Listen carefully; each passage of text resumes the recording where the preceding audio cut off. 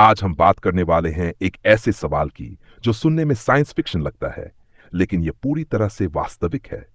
सोचिए, अगर हम दो अलग अलग एटम्स को जोड़कर एक नया एलिमेंट बना सकें, जैसे कि दो अलग अलग मैटर्स के एटम्स को मर्ज करके गोल्ड बनाना, लेकिन क्या यह धरती पर मुमकिन है? चलिए इस एटमिक मैशअप की दुनिया को गहराई से एक्सप्लोर करते हैं। क्या पुराने समय में यह संभव माना जाता था? यह विचार कोई नया नहीं है। पुराने जमाने में कुछ लोग सोचते थे कि वे किसी जादुई तरीके से सस्ती धातुओं को सोने में बदल सकते हैं। मिस्र से लेकर भारत तक लोग इस सपने के पीछे पड़े थे, लेकिन असल में वे जो करना चाहते थे वह परमाणुओं को मर्ज करने की कोशिश थी, बिना ये जाने कि परमाणु क्या होते हैं।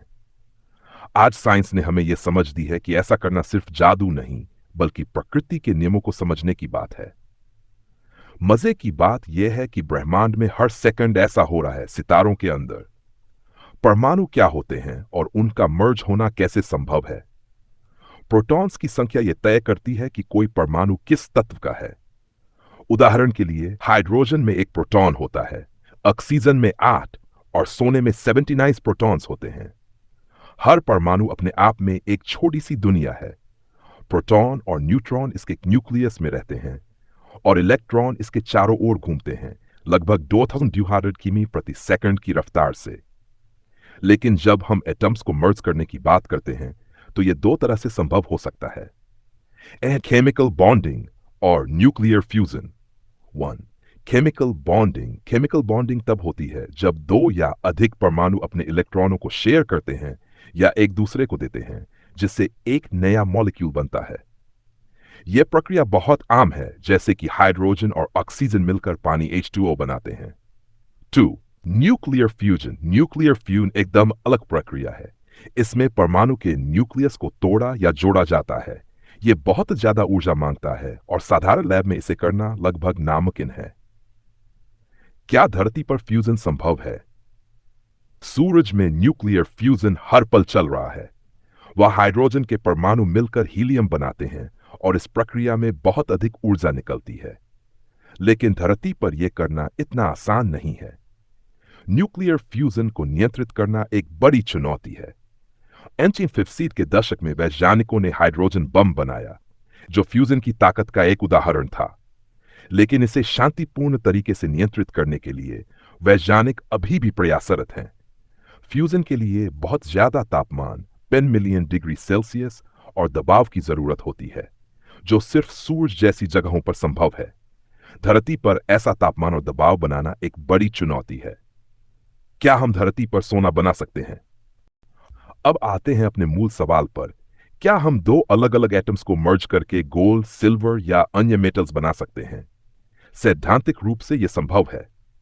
सोने का एटॉमिक नंबर 79 है, यानी इसके न्यूक्लियस में 79 प्रोटॉन्स होते हैं। अगर हम किसी ऐसे तत्व को मॉडिफाई करें जिसमें 79 प्रोटॉन्स हों, तो हम सोना बना सकते हैं। उदाहरण के लिए मरकरी Hg में 80 प्रोटॉन्स होते हैं। अगर हम एक प्रोटॉन हटाने में सफल हो जाएं, तो हम सोना बना सकते हैं।